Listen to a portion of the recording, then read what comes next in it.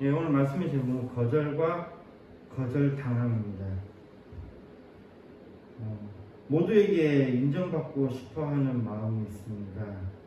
이 모두에게 인정받고 싶어하는 이 마음으로 인해서 사람들은 거절당하는 것을 극도로 싫어합니다. 지금도 거절이 두려워서 자신이 어떤 사람을 사랑함에 불구하고 고백하지 못하는 사람이 있습니다. 또 오늘 점심을 같이 먹고 싶은 사람이 있는데 이 사람에게 말을 꺼내지도 못하고 있을 것입니다. 이러다 보니까 최고의 갑이라고 할 수 있는 사람은 아무것도 제한하지 않는 사람일 것입니다. 하고 싶은 것이 없고 먹고 싶은 것도 없고 갖고 싶은 것도 없으면 그 사람이 바로 최고의 힘을 가진 권력자가 될 수 있을 것입니다. 그러나 또 이렇게 우리가 생각해 봅시다. 거절당하는 걸 각오하고 그냥 이야기하면 안 되나 이런 생각입니다. 고백을 하든지 점심을 제안하든지 실제로 고백을 하지 않으나 고백하나 결과는 같은 것이지 않을까 합니다. 고백을 했는데 상대방이 거절했다. 그럼 내가 계속 고백을 안 하고 있다가 그냥 끝났다. 결국 결과적으로 둘 다 안 이어지는 거잖아요. 그러면 해보는 게 낫지 않느냐 이겁니다. 제안을 내 점심을 같이 먹자 제안해서 거절당하면 혼자 먹고 아니면 아니어도 어차피 혼자 먹는 거지 않습니까? 그러니까 이러나 저러나 손해볼 거 없으니까 그냥 제안해보는 게 맞지 않느냐 이런 이야기를 할 수 있습니다. 그러나 인간관계가 그렇게 단순하지 않습니다. 우리가 하는 것은 나와 저 사람만의 관계가 있는 그런 평행적인 관계가 아닙니다. 우리가 어떤 것을 결정하고 거기에 대한 제안을 할 때에는 이것은 입체적인 관계도 그거 외에도 다른 여러 가지 요소들이 작용을 합니다. 그렇기 때문에 어떤 사람은 그게 손해보지 않는 거니까 그냥 제안한 게 맞아라고 하지만 아닙니다. 만약에 거절을 당했을 때에는 상당히 많은 불이익이 있습니다. 우리의 관계가 그렇게 평면적인 관계가 아니기 때문입니다. 평면적으로 생각하는 사람들은 정말로 그냥 단순하게 생각한 거예요. 그러나 우리의 관계가 그렇게 평면적이지 않습니다. 특히 우리가 이 사회생활 하다 보면요, 높은 직위에 올라갈수록 부족해지는 것이 있습니다. 그게 뭐냐면 거절에 대한 태도인 겁니다. 높은 사람이 자기보다 낮은 사람에게 무언가를 제안을 했는데 낮은 사람이 그것을 거절을 하면 어떻습니까? 당황스럽죠. 높은 지위에 있는 사람은 거절당하는 것이 쉽지가 않습니다. 자기가 지금 권력 때문에 그렇죠. 근데 최근에 이제 사람들하고 이야기를 나누다 보니까 이런 이야기를 하더라고요. 자기가 이제 어느 회사에서 어느 정도 위치까지 올라갔는데 한 중견 정도 되는데 지금 새로 들어오는 그 MZ세대들 사원들을 보니까 얘네들 하는 게 자기가 좀 감당이 안 된다라는 거예요. 그러니 얘네들 같은 경우에 이런답니다. 보통 보면 회사 같은데 저도 계속해서 이야기하는 것이 점심시간이 우리의 노동시간에 포함되어 있어야 된다고 계속 주장하고 있죠. 그러니까 우리는 8시간 일한다 하지만 그건 거짓말이라고요. 우리는 9시간 일하고 있습니다. 보통 9시간 점심시간까지 포함해갖고 9시간 일하고 있어요. 이거는 엄연히 잘못된 것입니다. 이게 상당히 무속임이에요. 그렇다고 하지만 또 그게 9시간의 근무라고 이야기하는 것 중에 하나 바로 이겁니다. 점심시간에 보통은 자기 마음대로 점심을 먹지 못합니다. 그 소속에 있는 사람들은 그 사람들의 룰대로 같이 먹는 어떤 규칙이 있어요. 어떤 그들만의 그 규칙이 있어서 점심시간 동안에 이 사람들은 이렇게 계속해서 그 시중을 들어줘야 되고 또 아래 사람들이 계속해서 이렇게 분주하게 움직여야 돼요. 점심시간에도. 굉장히 불합리하죠. 그러니 여기에 대해서 이제 MZ세대들은 새로운 생각이 들어오더군요. 뭐냐면 니네가 점심시간을 우리 근무시간에서 뺐잖아. 그러면 우리는 점심시간에 니네들하고 같이 할 이유가 없어. 이러는 거예요. 그래서 조금 이제 여러 가지 좀 눈치 좀 보는 애 같은 경우에는 야 점심 먹으러 가야지 이러면 저는 오늘 선약 있습니다. 그리고 거짓말을 하고 나간다는 겁니다. 선약이 뭐냐? 자기와의 약속이에요. 내가 혼자 먹기로 한 그 약속, 선약을 지키러 혼자 나갑니다. 또는 심지어는 그렇다고 그러냐, 같이 먹어야 된다고 몇 번을 이야기했음에도 불구하고 그러니까 밥을 안 먹겠다 그러는 거예요. 저는 밥 안 먹습니다. 이러더래요. 그래서 지금 중견에 있는 사람이 막내 역할을 하고 있다는 겁니다. 사람들한테 뭐 돈도 걷고 또 이렇게 식당도 섭외하고 같이 이렇게 모시고 가고, 딱 자기 뒤에 들어온 사람들은 그냥 다 자기 그 일정에 따라서 다 사라진다라는 거예요. 그러니 지금 이제 중견에 있는 사람들은 이 느낌이 있지만, 앞으로 이제 그 MZ 세대들에 대해서 사람들이 많이 당황하고 있는 것 중에 하나가, 윗사람이 아랫사람에게 제안을 했는데 얘네들은 싫습니다. 아니요 약속 있습니다. 이러는 겁니다. 뭐 우리가 이제 유튜브 같은 것도 보면 그런 거 있을 거예요. 그 부장님이 그 직원한테 야 오늘 한잔 하러 가자 이러니까 했더니 그 직원이 이러잖아요. 부장님 저 약속 있습니다. 오늘은 안 되겠습니다 하고 집에 얼른 가가지고 혼자서 맛있는 걸 먹더라고요. 이게 이제 일반적인 형태니까 이 사람들은 그렇게 거절당할 때에, 지금 그래도 대놓고 거절하는 형은 아니니까 거짓말이라도 해가지고 어떻게 넘어가고 있지만, 나중에 되면 그럴 거 아니에요. 싫어요 이렇게 할 건데 이 사람들이 과연 그걸 감당해낼 수 있을까요? 그러니까 이게 그런 이야기를 하다 보면요, 높은 지위에 올라가면 올라갈수록 세상에서 나갈 때 위험해진다고 그러더라고요. 왜냐하면 그들은 거절당한 경험이 거의 없다라는 겁니다. 아니 그들이 어렸을 때는 거절당했던 경험이 있다 하더라도 그들이 계속해서 사회생활을 하면서 그 거절의 기억을 잊어버린다는 거예요. 당연히 해줄 거라고 생각하는 겁니다. 그러다 보니 그렇게 사회에 나갔을 때 누군가 그렇게 떠받쳐준 사람이 없거든요. 근데 떠받쳐준 사람이 만약 나타나면 그들은 거기에 굉장히 호의적이겠죠. 근데 우린 잘 압니다. 사회에 나갔는데 그 사람이 그 지위에, 높은 지위에 있는 사람도 아닌데 떠받쳐주는 사람이 있다. 그 사람은 뭐예요? 사기꾼이에요. 사기꾼들이 붙어있는 거예요. 그런데도 자기는 예전에 그 영광을 기억하고 그 사기꾼들에게 당한다는 겁니다. 그러니 우리의 삶 속에서 이 거절하는 것과 거절당하는 것이 얼마나 중요한지에 대해서 우리가 좀 다시 한번 생각해 보아야 합니다. 성공하는 사람들은요, 거절하는 법을 잘 알고 있다고 합니다. 우리가 일 잘하는 사람이다 이러면은 2대1의 법칙을 가지고 있다고 해요. 일 잘하는 사람 하면 2대1의 법칙. 어떤 거냐? 3번 제안을 하면요, 3번 다 거절을 하면은 그 사람 그냥 아웃이에요. 우리 소위 삼진 아웃이라고 그러잖아요. 3번 다 거절하면 그냥 아웃이에요. 그러니까 이 사람들 어떻게 하냐면, 첫 번째 거절, 두 번째 거절, 세 번째는 예스. 그것을 처리해주고, 또 제안을 하면 첫 번째 거절, 두 번째 거절, 세 번째 예스. 이런 식으로 3번을 제안하면 2번은 무조건 거절하고 본다는 겁니다. 근데 실제적으로 굉장히 이게 좋은 기술인 것 같아요. 왜냐하면 이 사람들이 제안할 때마다 이렇게 해버리면, 예스 이래버리면 사람들이 그걸 좋게 안 보더라고요.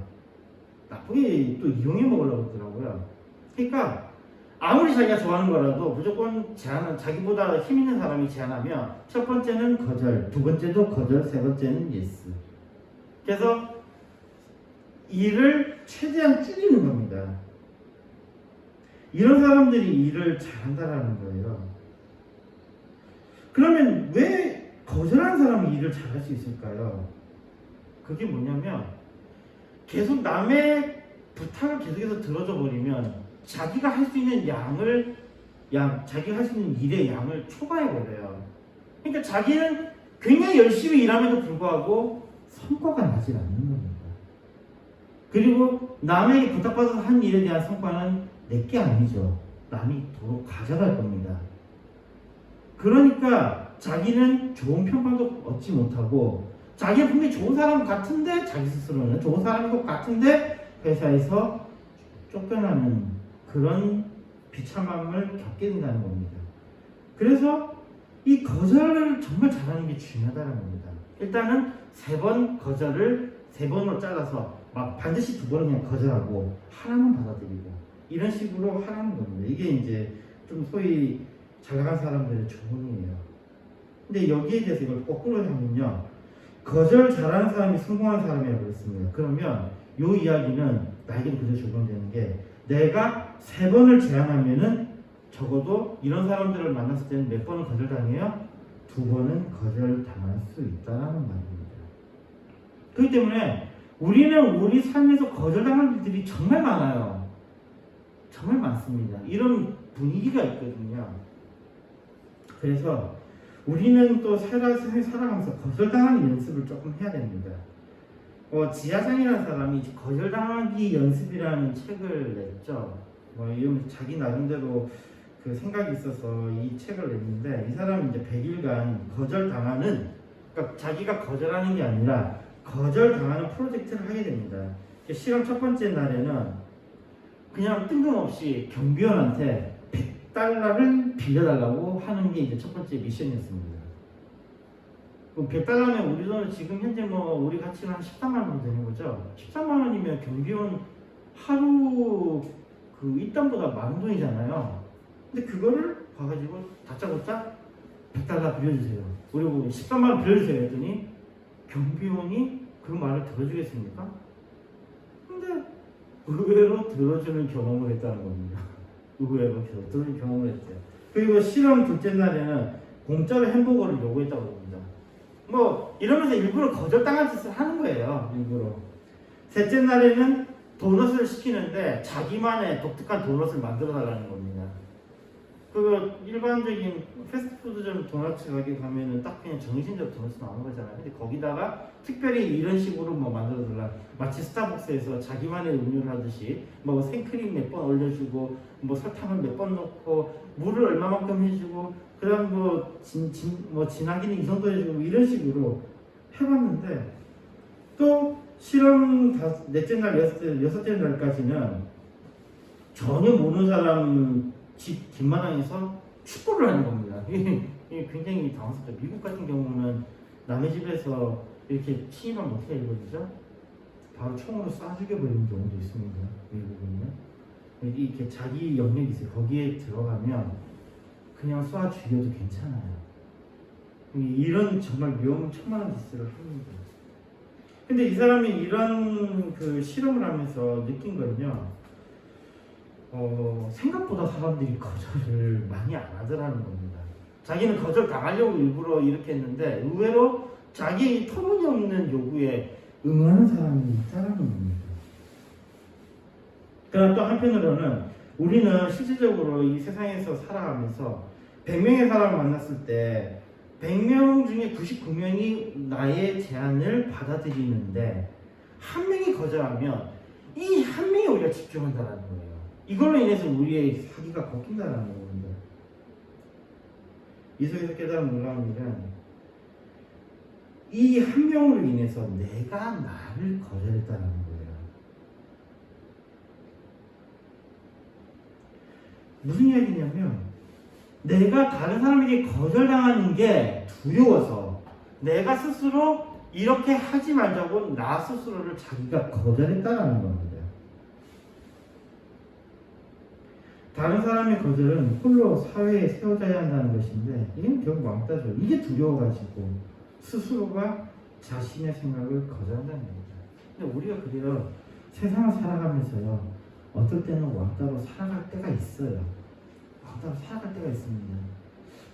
성공하신 분들이 자신의 과거를 돌아보는데 자기가 똑같이 행동했는데 어떤 때는 자기가 그 속에서 가장 유명한 사람이 됐고 어떤 때는 왕따가 됐다고 하더라고요. 근데 그 왕따의 경험이 생각보다 학교에 있을 때 꽤 길었대요. 그런데 그 사람이 엄청난 성공을 이뤘어요. 다르다는 거죠. 뭔가 다르다는 거예요. 왕따 당한다는 것도 이상한 건 아니에요. 거절당한다는 것은 사실은 그냥 하나의 의견에 불과합니다. 거절의 근거가 불변의 진리가 아니에요. 사람들이 누구를 거절할 때에 이것이 진리이기 때문에 거절하는 게 아니에요. 거절하는 사람도 계속해서 또 거기다가 거절을 하다 보면 부담을 느낍니다. 그러다 보니까 또 원치 않게 이들이 수용하는 경우도 생겨요. 그 이야기는 거절당했다는 것은 실패했다는 이야기가 아니라는 것입니다. 나의 번뜩이는 아이디어가 거절당했다면 그것은 블루오션이에요. 다른 사람들이 모르는, 내가 개척할 수 있는, 내가 성공할 수 있는 나만의 영역이라는 의미가 될 수 있습니다. 그렇다고 내가 거절하기 위해서 나도 거절당할 준비가 되어 있어야 한다는 것입니다. 거절당하는 사람은 결국 성숙으로 나아간다는 의미인 거죠. 반면에 거절할 것은 또 확실하게 거절하는 모습을 가져야 됩니다. 특히 나쁜 것들은 한 방에 거절해야 됩니다. 세상에 살아가면서요, 하지 말아야 되는 것들이 있어요. 정말 손대지 말아야 될 것들이 있는데 대표적인 것이 뭐냐면요, 도박이라는 겁니다. 도박이라는 거, 그거 손대면 안 됩니다. 또 세상에서 절대 손대지 말아야 될 게 있는데 그게 뭐냐면 마약이에요. 이런 것들은 손대면 안 됩니다. 경험상 해보겠다, 그따위 이야기 해서는 안 돼요. 한 번에 거절해야 됩니다. 왜냐하면 그것은 우리가 절대 못 이깁니다. 너무 강력해서 절대 못 이깁니다. 주식이나 또는 여러 가지 것들로 인해서 돈을 잃은 사람들의 공통적인 특징이 있더군요. 그게 뭐냐면요, 돈을 벌어본 경험이 있는 겁니다. 어떤 것보다 더 많은 돈이요, 자기가 스스로 일해서 번 돈보다 더 많은 돈을 한 번에 벌어본 경험이 있는 사람들은 여기에 빠진다라는 거예요. 그래서 돈을 다 잃어버린다는 거예요. 주변에 이런 분들 저도 간간히 이야기를 듣는데요. 아, 내가 이번에 했는데 이만큼 돈을 땄어. 이번에 부동산 해가지고 이만큼 돈을 벌었어. 아, 뭐 이렇게 회사 다니면서 버는 돈이 이거밖에 안 되는데, 아, 그거 다 그냥 별거 아니더라. 그 이야기를 하는 사람이 바로 어떤 식으로 빠졌냐, 바로 이 도박에 빠져드는 거예요. 투자라는 이름의 도박에 빠져드는 겁니다. 이 사람들은 회생 가능성이 없는 사람들이에요. 굉장히 위험한 겁니다. 사람이 해보지 말아야 될 것은 자기가 노력해서 돈을 번 것보다 더 많은 돈을 쉽게 번 경험이 있으면 안 됩니다. 굉장히 중요한 거예요. 절대로 공짜로 또는 쉽게 돈을 벌려고 해서는 안 됩니다. 이건 자기 자신을 위해서 굉장히 조심해야 될 것이에요. 이런 것은 절대 해서는 안 됩니다. 이것은 반드시 거절해야 됩니다. 당장 눈앞에 몇 억이 떨어지고 몇십억이 떨어진다 하더라도 그건 거절해야 됩니다. 자신의 삶을 위해서 거절해야 됩니다. 특히 마약이나 똑같은 거예요. 이런 것들은. 마약도 어떤 사람 그러더군요. 그냥 이거 해보면 뭐 나중에 내가 그만두죠. 마약을 하는 사람들이 대부분이 그렇다고 자기는 마약 중독자가 아니라고 합니다. 마약이라는 건요, 사람보다 훨씬 강해요. 사람의 의지보다 훨씬 강합니다. 자기는 중독자가 아니라고 그러는데 다 그로 인해서 중독이 돼서 망해 나가는 것들을 우리는 쉽게 볼 수 있습니다. 이런 것들을 하면 안 돼요. 거절할 것은 확실하게 거절해야 됩니다. 또 이런 것도 있어요. 착한 사람이라고 하면요, 거절하지 못한 사람은 착한 사람이라고 하는데, 우리 거절하지 못한 사람은 우리는 뭐라 그러죠? 쉬운 사람, 우리말로 전문 용어는 호구라 그러잖아요. 거절 않는 사람, 이게 결코 좋은 게 아니에요. 거절하지 못하면 너무 많은 일을 하게 되면서 반드시 실패하고 완수하지 못해서 또 자기 스스로가 나쁜 사람이 되어버립니다. 그러면 자기는 나쁜 사람이 된 것에 대해서 스스로 또 그러죠. 나는 착한 사람인데 저 사람들 때문에 내가 그랬어. 결국 이게 악순환이 계속되는 겁니다. 착한 사람은 무시당하고 성과가 나쁜 이유가 바로 여기에 있습니다. 반면에 성과가 좋고 높이 쓰임받는 사람들은 나쁜 사람들이라고 오히려 알려져 있죠. 쉽게 거절합니다. 이 사람은 쉽게 거절해요. 그러면서도 자신의 것을 거절 못하게 하면은 또 난리치는 사람들 있죠. 이거는 진짜 나쁜 사람인데, 진짜 나쁜 사람은 남의 요구에 1, 2, 3 해가지고 세 번째 들어주는 게 아니고 거절 계속 거절하는 거예요. 그러면서 자기가 딱 제안한 것에 대해서는 안 해주면은 난리가 나죠. 진짜 난리가 납니다. 이건 어디서 많이 볼 수 있냐면 권력자들, 그러니까 우리 소위 말하는 상관들에게서 많이 나타나는 현상이에요. 이거는 위험한 거죠. 굉장히 위험한 거예요. 이 사람이 그 자리 계속 있으면 상관없는데 그 자리에서 내려올 거잖아요. 언젠가는 내려올 거잖아요. 이제 그거 더 이상 안 할 때가 되잖아요. 그때 굉장히 위험해집니다. 이 사람들은 자기 재무점을 스스로 파는 거예요. 정말 불쌍한 사람들입니다. 그리고 그 사람들 진짜 나쁜 사람이에요. 볼 것 없이 나쁜 사람입니다. 그런 사람들은 그냥 차단해도 되는 사람들이에요. 정말 나쁜 사람이에요. 회복 가능성이 있는 사람들이에요. 회복 가능성이 있는 사람들입니다. 이 쉽게 거절하면 그것이 의미 없는 것임을 알고 있으면 경우에도 강하게 밀어붙이는 것은 강력한 효과가 있음을 알기 때문입니다. 그러니까 그럼에도 고집부터 매통수가 되는 거죠. 그냥 우리가 거절이 다시 한번 생각해 봅시다. 이 거절이 미친 영향에 대해서 한번 생각해 봅시다. 자신에게는 거절 두 가지 측면이 있습니다. 하나는 거절함으로 인해서 나쁜 것을 거절함으로 인해서 자신의 것을 지킵니다. 좋은 자신의 것을 지켜요. 두 번째로는 이 거절을 통해서 그러나 나쁜 점인데요. 자신의 발전의 기회를 박탈당하는 경우도 있습니다. 반면에 이제 뒤집어서 타인에게 비치는 거절은요. 거절하는 사람이 부정적인 사람일 거예요. 또 그러나 또 이 거절을 안 하는 사람은 그 줏대 거절하는 사람들은 줏대 있는 사람 보이는 거예요. 거절하는 사람들은 줏대 있는 사람 보이는 거예요. 거절 못하는 사람이 줏대 없는 사람을 보이듯이 거절하는 사람은 줏대 있는 사람을 보입니다. 이 두 가지 측면이 있다 그러면 이거는 적절히 믹스를 할 필요가 있다는 거죠. 어떤 분이 이런 경우를 했다 합니다. 이분이 자기가 이제 좀 힘든 일이 있어서 상담을 하죠. 선생님한테 가서 찾아가서 상담을 받았다. 자기가 학생 때 선생님한테 그 상담을 받았는데 그 상담하는 선생님이 자기랑 상담하는 도중에 졸더라는 겁니다. 이 학생이 얼마나 짜증났겠습니까? 아니 선생이라는 작자가 학생이 힘들어서 찾아갔는데 그거 이야기되면서 졸아? 어떻게 졸 수가 있어? 자기가 그러면서 그 선생님에 대해서 열심히 욕하고 다녔답니다. 정말 열심히 욕하고 다녔대요. 그리고 난 다음에 몇 년 뒤 이 사람이 선생님이 됐습니다.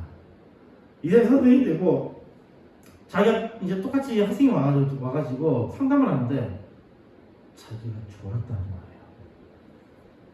불과 몇 년 전에 자기를 상담하던 교사가 졸았던 것에 대해서 그렇게 악담을 퍼붓고 다녔는데 자기가 졸더라는 거예요. 이 사람 어떻게 생각했겠어요? 큰일 났다.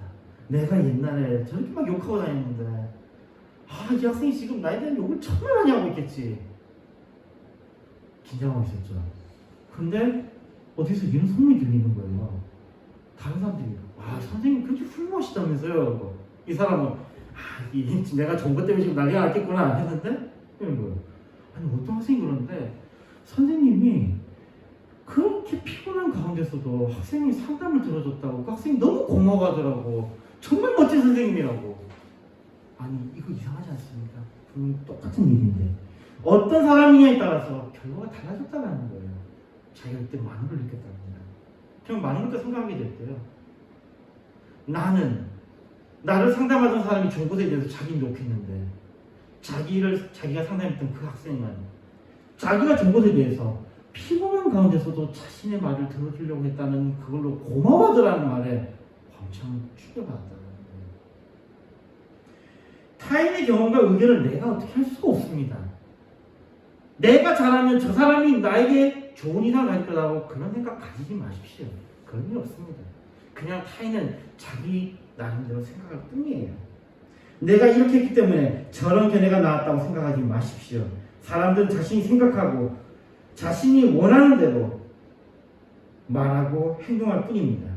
내가 변한다고 나에 대한 견해가 바뀌지는 않습니다. 단지 좋은 사람을 만났는가 나쁜 사람을 만나는가에 따라 나에 대한 견해가 달라질 뿐입니다. 그러니 거절에 너무 매달릴 필요가 없습니다. 거절하지 않는 사람을 만날 때까지 선한 것을 그냥 추구하십시오. 내가 가진 선한 것들을 계속해서 추구하십시오. 물론 이 경우에는 충분히 검토해야 합니다. 여러 사람들이랑 논의도 해보고요. 독서도 하고 연구도 하고 이런 것들을 통해서 무엇이 좋은 것인가를 그리고 그것을 내가 어떻게 지켜갈 것인가에 대해서 그냥 나가야 되는 겁니다. 우리가 그러잖아요. 남의 말에 귀를 기울일 필요가 없다라는 것은 바로 이런 경우예요. 내가 선한 것들을 행할 때에 남의 말에 귀를 기울일 필요가 없는 게 바로 이것입니다. 결론적으로 첫째로 거절할 것은 거절해야 합니다. 두 번째로는 거절당할 것은 거절당하는 것입니다. 내가 거절당하지 않을 것이라고 착각하지 마십시오. 생각보다 다른 사람들은 상당히 어렵습니다. 내가 잘하고 있어도 사람들은 어리석어서 나를 거절할 것입니다. 그러나 또 모두가 거절할 것이라고 착각하지 마십시오. 생각보다 또 지혜로운 사람들도 많습니다. 내 말을 알아듣는 사람들이 있다는 것입니다. 그러면서도 내가 틀릴 수도 있으므로 검토하고 또 검토해야 합니다. 그러니까 셋째로는 거절과 수락의 적절한 배열이 필요한 것입니다. 한때 그 파리는 동양인들에게 꿈의 도시였습니다. 안 그래도 이게 참 신기한 게 파리 이야기가 최근에 또 TV에 나왔던 모양이죠. 저는 이 파리 예전에 친구가 파리에 갔다가 파리 너무 아름답다고 꼭 가보라고 그랬어요. 근데 제가 파리에 대해서 궁금해서 여기저기 막 찾아봤는데 파리에 대해서 사람들이 공통적인 이야기가 있더군요. 파리 도시가 어땠냐 했더니 한마디로 이야기하고 딱 한마디 이야기해요. 더럽다. 파리가 더럽대요. 우리가 딱 보기에는 에펠탑 딱 서있고 와 멋있는 데는데 더럽대요. 그리고는 또 역사 속에도 그런 게 있죠. 파리 증후군이라고 있잖아요. 파리 증후군. 이건 어떤 사람이 일본 사람들이 여기에 대한 이런 증후군이 나타났다고 그러잖아요. 파리에 여행을 다녀온 사람들 몇몇이 파리를 갔다 오고 난 다음에 충격을 받아가지고 정신과 치료를 받았던 일이 있습니다. 그래서 이걸 그 이야기는 파리 증후군이라는 병명을 만들어낸 거예요. 이 사람들이 나타나는 형상이 뭐 자기가 왕이라는 그런 미쳐가지고 자기가 왕이라는 헛소리를 해대고 막 뭐 파리가 그렇게 아름다운 도시라고 막 사람들이 그냥 미쳐버린 거예요. 진짜 미쳐버린 거죠. 정신과 의사들이 이렇게 해보니까 정말 미쳐버린 거예요. 그래서 이게 봤더니 왜 그러냐 그 원인을 찾아봤더니 이 사람들이 특히 일본 사람들이 그 파리에 대해서는 굉장히 그 환상이 있더라고요. 아름다운 도시 어쩌고저쩌고 하는데 실제적으로 딱 파리에 갔더니만은 이게 뭐야? 이건 뭐예요? 첫째로 파리는 더러워요. 그게 더러울 수밖에 없는 게 이 위생 문제가 거긴 해결이 잘 안 돼 있어요. 건물 같은 것도 함부로 못 그거 하니까 거기다 화장실을 만들 수가 없는 거예요. 뭐 여러 가지 파리만의 이유가 있어요. 그러다 보니까 곳곳에서 그냥 냄새가 진동하고 정말 파리는 더러워요. 뭐 옛날에도 더러웠지만 지금도 더러워요. 거기다가 이 파리는 또 범죄가 정말 들끓어요. 이 같은 사람들 중에서 파리에서 이 소매치기부터 시작하는 그 자잘한 범죄부터 시작해서 최근에는 또 우리나라 여자들 많이 납치됐죠. 파리에서 사라진 경우가 있었습니다. 그래서 나중에 보니까 저기 유럽 아는 어디에서 막 이렇게 몸 팔고 있는 여자로 발견되고 이런 경우가 꽤 있었습니다. 그 사람들한테는 잘 알려지지 않았는데 그 파리가 그렇게 위험해요. 그게 딱 그 심지어는 우리나라 그 영화도 있습니다. 영화도 보면 파리에 관련된 영화가 하나 있어요. 그 최근에 만들어진 영화인데 거기 보면 신혼여행 갔다가 여자가 중간에 사라지는 걸로 인해서 그거 그 추적해 나가는 그런 영화가 있더라고요. 뭐 그런 거 파리가 그렇게 위험해요. 그러니까 이 치안도 별로 좋지 않고 뭐 소매치기, 폭력, 게다가 또 가면 사람들의 표정은 딱딱하고 이게 진짜 화장실 너무 게다가 이게 전신의 모상 방면이 막 진짜 더러움에 극치를 당하는 것이 바로 파리입니다. 그게 파리예요. 그러면서도 큰 영향 중에 하나는요. 이 파리라는 이 도시가 세워질 때 자유평등 박애라는 이 정신이 중요한 거거든요. 그러다 보니까 이 박애 정신에 따라서 이들은 이슬람 인종 차별을 자꾸 금지하려 있고 특히 철학도 공부해보면 프랑스 철학이 사회 철학자들이 많아요. 올바름에 관한 이야기를 하는데 그러다 보니까 인종차별이나 이런 종교차별 이런 것도 굉장히 많이 언급하거든요. 그런 이로 인해서요. 파리를 비롯한 유럽의 여러 나라들이 큰 문제를 겪고 있습니다. 그러면서도 이들은 이걸 쉬쉬하고 있어요. 그들이 이렇게 크게 오염됐던 이유 중에 하나가 그들에게 스며들었던 이슬람 사회들 때문이에요. 최근에도 지금 그 한 명이 죽음으로 인해서 지금 파리가 지금 그 폭동같이 지금 일어나고 있죠. 그 종교 보면 막 약탈해 가고 있는 사람들 보면 히잡 쓰고 있어요. 그 보면은 이게 어떤 의미인지 알겠죠. 이들이 거절할 것을 처음부터 거절했어야 되는데 이들에게 스스로가 넘어진 거예요. 인문주의가 너무 발달하다 보니까 이들은 올바름보다도 더 중요하게 했던 것이 바로 박애, 평등 이런 거였어요. 자유 이런 것들이었던 겁니다. 그러니까 거절할 것을 거절하지 않았다는 거예요. 이건 예수님 시대 때도 똑같았습니다. 예수님 시대에도 예수님을 알게 돼서 거절하셨습니다. 철저히 거절하셨어요. 예수님이 거절한 것이 어느 정도 수준이냐면요. 심지어 예수님의 제자 베드로의 악한 생각도 거절하셨습니다. 마가복음 8장에 보면요. 가이사랴 빌립보에 예수님께서 가십니다. 이 가이사랴 빌립보라는 곳이 굉장히 멋있어요. 거기가 굉장히 신적인 분위기가 있는 곳이어서요. 수많은 신전들이 있는 곳이 바로 가이사랴 빌립보입니다. 신전들이 거기 잔뜩 있어요. 자, 여기에 왔을 때 예수님께서 27절 보면 이럽니다.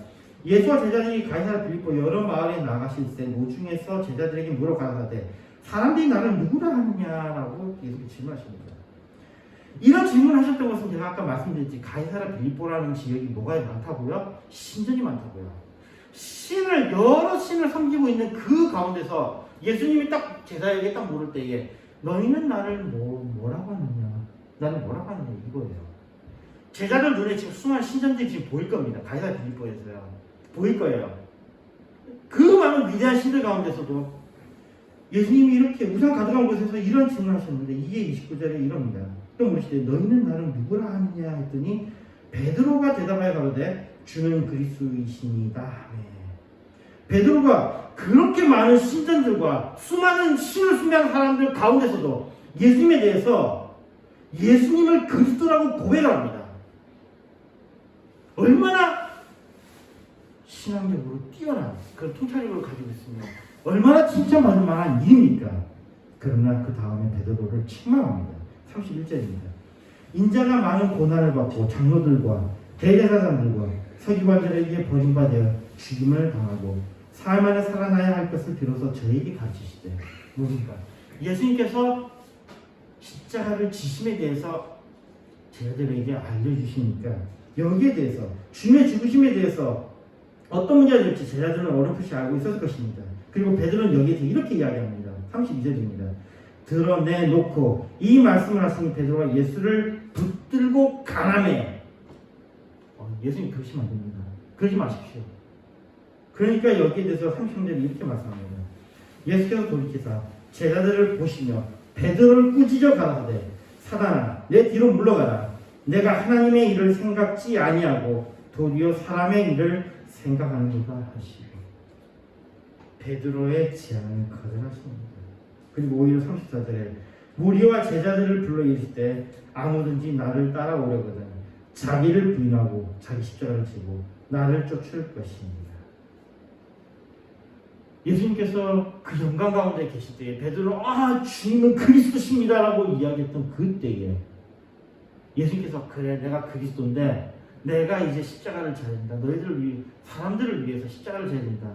고난을 당해야 된다라고 말씀하신 그것에 대해서 그 베드로를 비롯한 제자들이 그러시면 안 됩니다. 우리 이대로 영광을 누리시다 했더니 예수님께서 뭐합니까? 네가 하나님의 뜻을 거역하려느냐 이겁니다. 그리고 오히려 제자들에게 뭐라고 하십니까?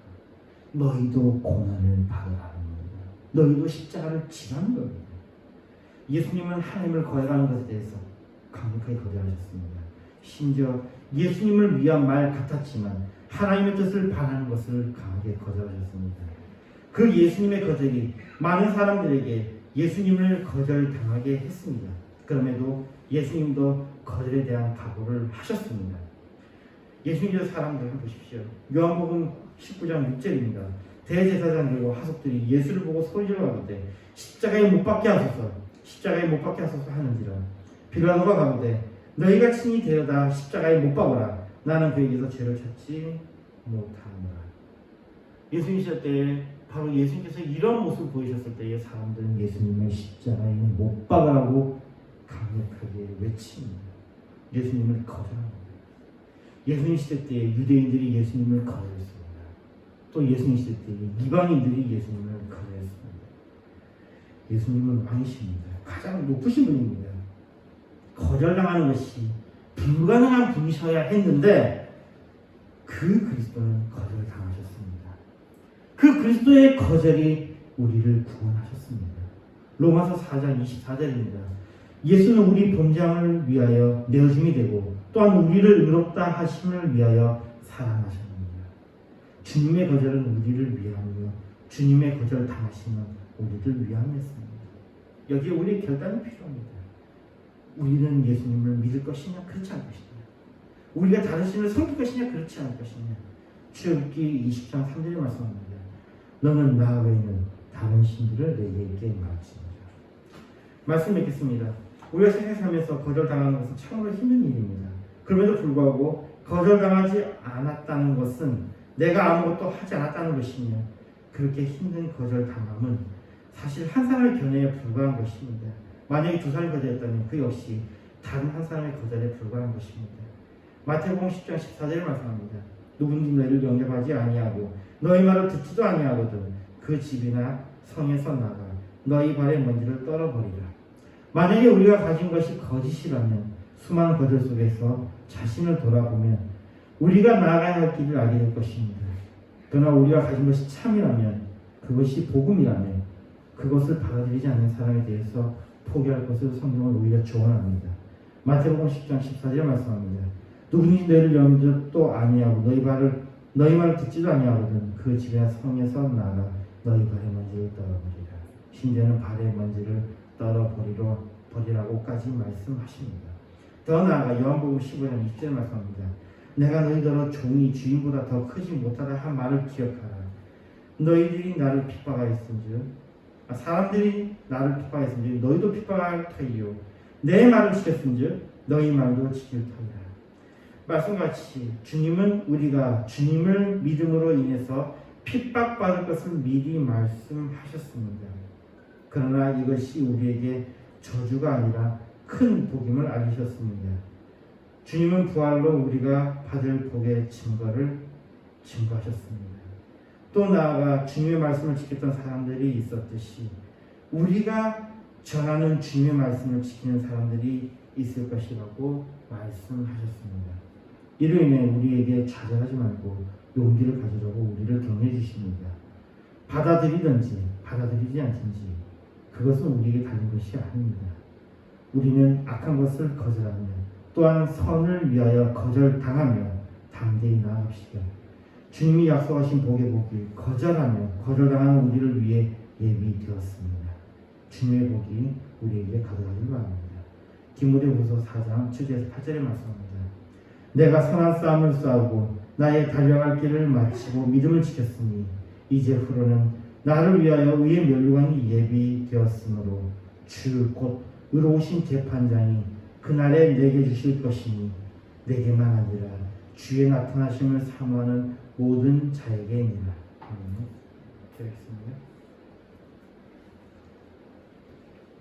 하나님 아버지 감사합니다. 우리가 이 세상에 살면서 많은 거절을 당할 것입니다. 또한 우리가 많은 것들을 거절해야 될 것입니다. 이 가운데서도 함께 해주시며 주님께서 약속하신 복의 복을 받을 수 있는 저를 되게 하여 주시옵소서. 예수님을 위했습니다.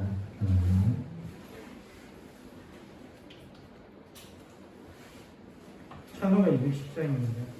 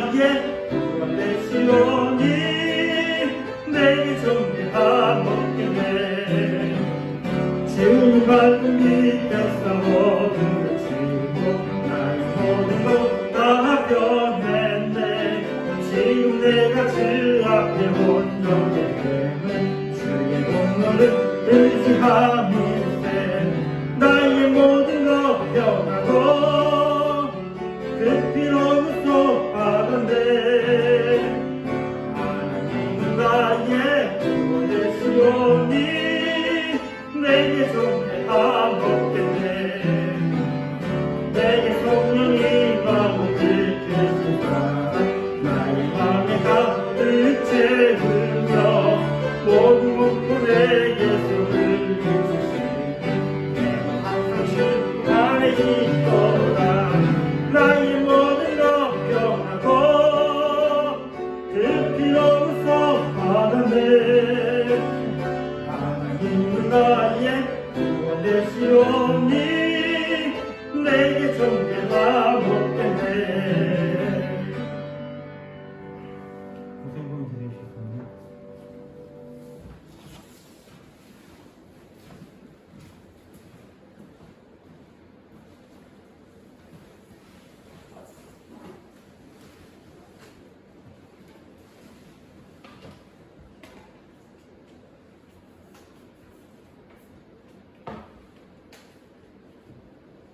기도하겠습니다.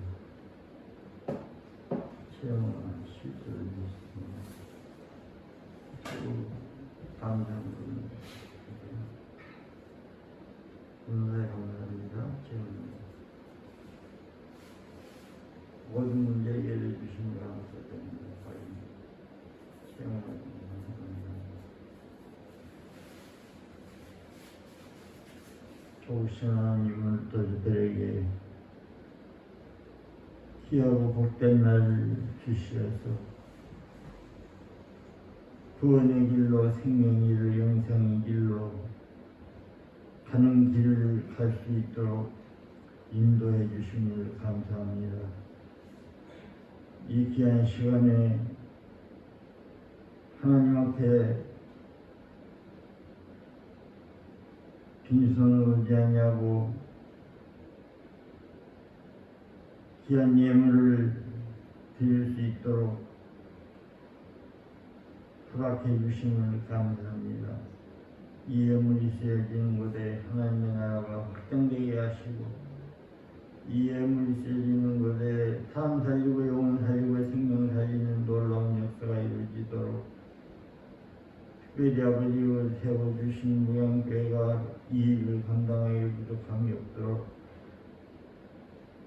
모든 일꾼들에게 세임을 주시고 성령으로 충만케 하여 주옵소서.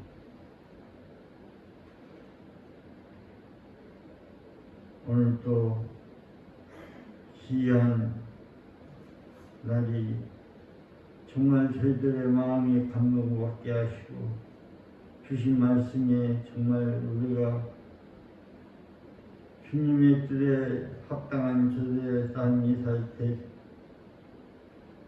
되어지도록 이끌어 인도해 주옵소서. 예수님의 이름으로 기도드리옵나이다. 아멘.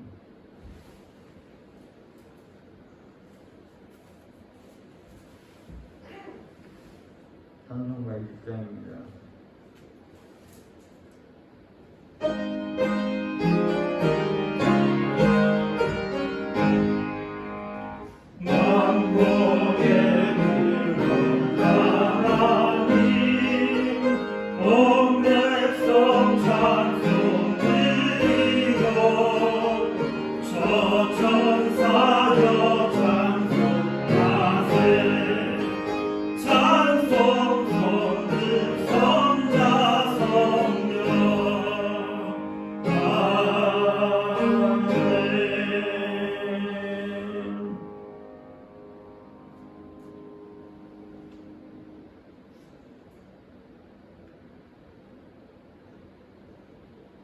교회의 대신 우리 구주 예수 그리스도의 은혜와 그 크신 하나님의 사랑과 성령님에게 통하신 오늘 예배한 우영교회 귀한 성도들 머리 위와 가정 위와 하는 일 위에 우리 하나님이 축복해 주시고 우리 하나님이 은혜를 입혀 주시고 영육간에 강동케 하시며 늘 하나님의 인도받는 자들에게 주어 역사하여 주옵소서. 또 아버지 하나님 전 세계 예수 이름으로 예배드린 자를 머리 위와 가정 위와 하는 일 위에 앞으로 전도받았고 구원받을 자들 머리 위와 가정 위와 하는 일에 이제부터 영원토록 항상 함께 있을지어다. 아멘.